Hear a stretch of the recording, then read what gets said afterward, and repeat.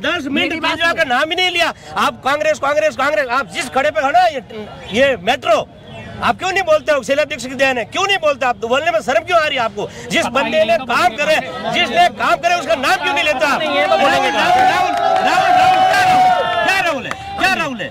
1 2 3 4 10 करोड़ लोग नहीं निकले गरीबी रेखा से, पूरे 42 करोड़ लोग 10 साल में निकले हैं। अच्छा, नीति आयोग की रिपोर्ट, आप मेरी बात बोलो। देश के प्रधानमंत्री का पैर छुआ हो, पपुआ की। आप क्या कहना चाहेंगे? आप क्या कहना चाहेंगे? इन्हीं की बातें उत्तर दे दूं? हाँ बिल्कुल, इन्हीं की दे दूं। लोकतंत्र में सबसे पहले तो विपक्ष होना बहुत जरूरी है, बहुत जरूरी है। लोकतंत्र में विपक्ष होना बहुत जरूरी है। आज देखिए क्या हो रहा है संसद में, क्या हो रहा है। बाहर क्या देने की जरूरत थी भाषण प्रधानमंत्री को? अंदर क्यों नहीं बोल सकते? प्रधानमंत्री वही चीज संसद के बाहर बोल सकते हैं, अंदर क्यों नहीं बोल रहे हैं? क्या दिक्कत है उनको? उनकी वहाँ गवर्नमेंट है, वहाँ की उनकी गवर्नमेंट है। आज 2.5-3 महीने से वहाँ चल रहा है कत्ल, 2 जाति लड़ रही है और बोल रहे राजस्थान का नाम ले रहे हैं। राजस्थान क्या तोड़ रहे? राजस्थान में क्या हुआ? तुरंत 48 घंटे के अंदर अरेस्ट हो जाते हैं और वहाँ 2.5 महीने अब हुआ है।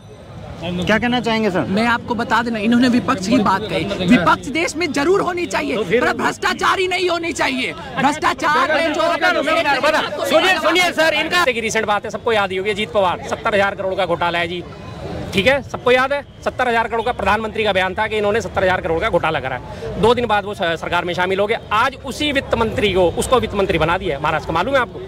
जो उसने वित्त घोटाला करा वही वित्त मंत्री बन गया। मतलब आज तो मौज मौज है। अगर मैं अपराध करूं और मैंने कत्ल कर दिया तो मैं ही जेल मंत्री बनूंगा। ये तो सारी जगह हो रहा है। केजरीवाल नहीं मिल रहा है। पहले कसम खाई थी, कसम खाई थी किसी पार्टी से नहीं मिलेंगे, हम किसी पार्टी से नहीं मिलेंगे। अब देखो गठबंधन कर रहा है वहाँ पे जाके केजरीवाल। अच्छा केजरीवाल फिर बात करते हैं। आप केजरीवाल पे बात नहीं करेंगे, आप ममता बनर्जी पे बात नहीं करेंगे। महाराष्ट्र, आप मेरी बात तो सुन लो। आपने सारी राहुल की बात की, ममता की बात करें, केजरीवाल का नाम ही नहीं लिया। नमस्कार साथियों, मैं निश्चय भारत 24/7 से आप सभी का हार्दिक अभिनंदन और स्वागत करता हूं।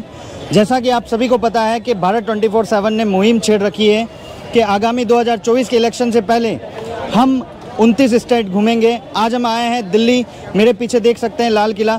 जानना चाहते हैं दिल्ली के लोगों से कि वो आगामी 2024 के इलेक्शन में एज अ पीएम देखना किसे पसंद करेंगे। तो चलिए बात करते हैं।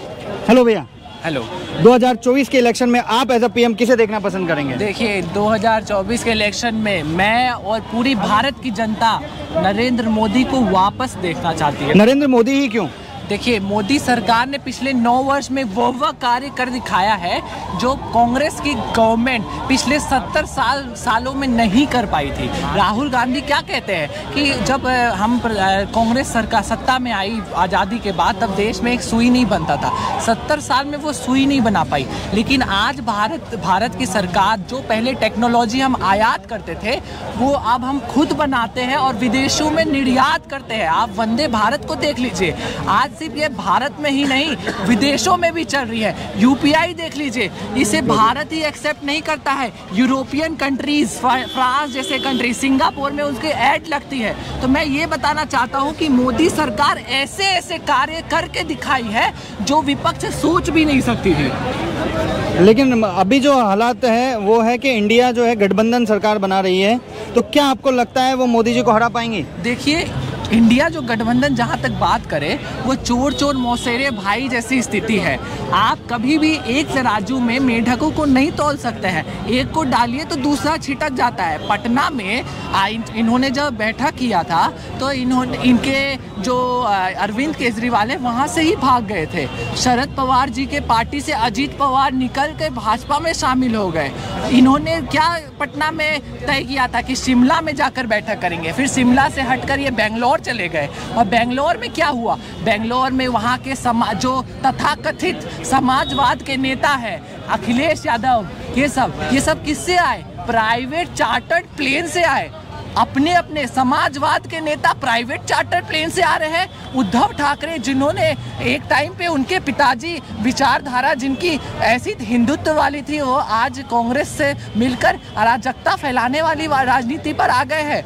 उनकी वो भी प्राइवेट चार्टर प्लेन से आए। नीतीश कुमार उनके साथ आए जो भ्रष्टाचार के आरोप में जेल में थे, अभी वो बेल पे है, मेडिकल लीव पे है। उसके साथ नीतीश कुमार की राजनीति की शुरुआत कब हुई थी? जेपी आंदोलन में हुई थी। वो राजनीति की शुरुआत उनके भ्रष्टाचार के खिलाफ हुई थी। लेकिन आज वो अपनी सरकार किससे चला रहे हैं? भ्रष्टाचारियों के साथ मिलकर चला रहे हैं। नीतीश कुमार को शर्म आनी चाहिए। आप युवा हैं और राहुल गांधी भी युवा है, तो युवा क्यों नहीं चाहिए आपको? देखिए, राहुल गांधी युवा तो है, युवा नहीं है वो। मैं बताना चाहता हूँ, युवा नहीं है वो। 55 वर्ष के होने चले। उनकी पार्टी के नेता अभी भी कहते हैं, जब जब वो विदेश यात्रा करके आते हैं, राहुल गांधी अब मैच्योर हो गए। आपने कभी सुना है कि 55 वर्ष के युवक को कहा जाए कि अब मैच्योर हो गए हैं? अरे मैच्योर तो 10 साल का, 15 साल का, 20 वर्ष का बालक होता है। 55 वर्ष का युवा अभी तक मैच्योर नहीं हो पाया। और दूसरी बात मैं ये कहना चाहता हूँ कि राहुल गांधी परिवारवाद के पर्याय है। अगर कांग्रेस पार्टी राहुल गांधी को प्रधानमंत्री का प्रोजेक्ट करती है, तो आप देखिए, आज़ादी के बाद अलोकतांत्रिक तरीके से नेहरू जी को प्रधानमंत्री बनाया गया। उसके बाद कौन प्रधानमंत्री? बीजेपी में भी तो परिवारवाद हो रहा है। आप मेरी बात सुनिए। उसके बाद प्रधानमंत्री इंदिरा गांधी को बनाया गया। उसके बाद प्रधानमंत्री कौन बने? राजीव गांधी। उनके पुत्र और उनके भाई संजय गांधी एक अच्छे खासे पोजीशन में थे। आज उनके पुत्र राहुल गांधी को ये प्रधानमंत्री के लिए प्रोजेक्ट किया जाता है। प्रियंका वाड्रा को देख लीजिए, उनके पति को देख लीजिए, सोनिया गांधी। ये सब परिवारवाद के पर्याय है। और जहां तक आपने भाजपा की बात की, भाजपा में जो भी व्यक्ति है, भाजपा में आप देखिए, एक चाय वाला प्रधानमंत्री बन जाता है। और जिसको आप परिवारवाद का एग्जाम्पल देते हैं, उनको कांग्रेस के पार्टी के जो परिवारवाद के एग्जाम्पल है, उनके साथ एक बार साथ में बैठाइए, तो तब पता चले कि योग्यता क्या होती है, किसमें कौन योग्य है, कौन ये योग्य नहीं है। अयोग्य लोग को कभी भी सत्ता की राजनीति में नहीं लाना चाहिए, क्योंकि इससे हमारे देश का नुकसान होगा। दूसरी बात मैं बताना चाहता हूँ कि जो राहुल गांधी है, विदेश जाते हैं तो भारत की सिर्फ और सिर्फ बुराई करते हैं। जहाँ ऑस्ट्रेलिया के प्रधानमंत्री मोदी जी को बॉस कहते हैं, आज तक के इतिहास में आपने कभी नहीं देखा होगा कि किसी देश के प्रधानमंत्री ने दूसरे देश के प्रधानमंत्री का पैर छुआ हो। पपुआ की आप क्या कहना चाहेंगे? आप क्या कहना चाहेंगे? इन्हीं की बातें उत्तर दे दूं? हाँ बिल्कुल, इन्हीं की दे दूं।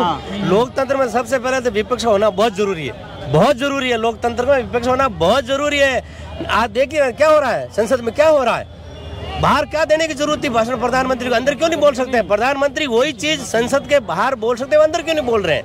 क्या दिक्कत है उनको? उनकी वहाँ गवर्नमेंट है, वहाँ की उनकी गवर्नमेंट है। आज 2.5-3 महीने से वहाँ चल रहा है कत्ल, 2 जाति लड़ रही है और बोल रहे राजस्थान का नाम ले रहे हैं। राजस्थान क्या तोड़ रहे? राजस्थान में क्या हुआ?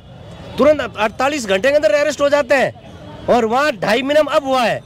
क्या कहना चाहेंगे सर? मैं आपको बता देना, इन्होंने विपक्ष की बात कही। विपक्ष देश में जरूर होनी चाहिए, पर भ्रष्टाचारी नहीं होनी चाहिए। भ्रष्टाचार में जो सुनिए सर, इनके कांग्रेस के अध्यक्ष बंगारू लक्ष्मण क्या खाया? ताबूत खा गए। ताजी बात बता देता हूँ, इनकी याददाश्त ताजी करा देता हूँ। अभी पिछले हफ्ते की बात थी महाराष्ट्र की, 70,000 करोड़ का घोटाला एनसीपी और अजीत पवार ने करा। वो आपके आगे अंदर आ गया। और उसके बाद क्या हुआ? वित्त घोटाला करा। और वो वित्त घोटाला करते ही आज वो अजीत पवार उसी गवर्नमेंट का वित्त मंत्री। भाई साहब नाम बता दीजिए, एक नेता का नाम बता दीजिए। एक मिनट आप कह लो या मुझे सुनने नेता का नाम बताओ। ये भ्रष्टाचारियों की बात कर रहे हैं ना, आप बोलिए, पहले आप बोलिए। इन्होंने भ्रष्टाचारी की बात करी। हेमंत बिस्वा शर्मा सबसे पहले असम में था, बहुत भ्रष्ट है जी, भ्रष्ट सरकार है। उसके बाद बीजेपी में आ गया, काम खत्म, कोई भ्रष्टाचारी नहीं बचा। अभी पिछले हफ्ते की रिसेंट बात है, सबको याद ही होगी, अजीत पवार 70,000 करोड़ का घोटाला है जी, ठीक है, सबको याद है। 70,000 करोड़ का प्रधानमंत्री का बयान था कि इन्होंने 70,000 करोड़ का घोटाला करा है। 2 दिन बाद वो सरकार में शामिल हो गए। आज उसी वित्त मंत्री को, उसको वित्त मंत्री बना दिया है महाराष्ट्र का। मालूम है आपको? जो उसने वित्त घोटाला करा वही वित्त मंत्री बन गया। मतलब आज तो मौज है, अगर मैं अपराध करूं और मैंने कत्ल कर दिया तो मैं ही जेल मंत्री बनूंगा। ये तो सारी जगह हो रहा है, केजरीवाल नहीं मिल रहा है। पहले कसम खाई थी, कसम खाई थी किसी पार्टी से नहीं मिलेंगे हम, किसी पार्टी से नहीं मिलेंगे। अब देखो गठबंधन कर रहा है वहाँ पे जाके केजरीवाल। अच्छा केजरीवाल फिर बात करते हैं, आप केजरीवाल पे बात नहीं करेंगे, आप ममता बनर्जी पे बात नहीं करेंगे। महाराष्ट्र, आप मेरी बात तो सुन लो। आपने सारी राहुल की बात की, ममता की बात करें, नाम ही नहीं लिया आपने। 10 मिनट केजरीवाल का नाम ही नहीं लिया। आप कांग्रेस कांग्रेस कांग्रेस, आप जिस खड़े पे खड़ा ये मेट्रो, आप क्यों नहीं बोलते हो? शीला दीक्षित देन है, क्यों नहीं बोलते आप? तो बोलने में शर्म क्यों आ रही है आपको? जिस बंदे ने काम करे, जिसने काम करे उसका नाम क्यों नहीं लेता? राहुल है, क्या राहुल है? इन्होंने क्या बात कर दिया आपको? ये गठबंधन कितने लोगों का गठबंधन है? आप राहुल वीरेश राहुल आप एक सेकंड आप मेरे योग्यता पे जो सवाल उठा रहे हैं, आप अपनी योग्यता बताइए। और दूसरी बात मैं ये बताता हूँ, योग्यता नहीं, काम है, योग्यता गई बाहर में, काम है हिंदुस्तान में। आपकी तो यही आदत है, आपकी तो यही आदत है, आप सिर्फ दूसरों को योग्यता, आप काम पे बात नहीं करते, आप दूसरों को दूसरी इनको पूछे 9 साल काम बताइए पहले, सुनिए, 9 साल बताइए, आपको काम बताओ, 9 साल का काम बताइए, अभी मैं बता दूं उसका कार्य, 9 साल का काम बताइए, के कार्य आपको सुन लीजिए, सुन लीजिए। आज आप, मैं अपनी बात नहीं बताऊंगा, मैं आपको उस संस्थान की बात करूंगा जो बाहरी संस्थान है, जो विदेशी संस्थान है। यूएन की रिपोर्ट देखिए आप क्या होता है, आप सुनिए, यूएन की रिपोर्ट देखिए आराम से, फिर उसके बाद मैं आपको आप मेरी बात पहले सुनिए, बीच में बोलना बंद कीजिए। आपको सुनना नहीं आता है, आपको सुनना नहीं होता आता है।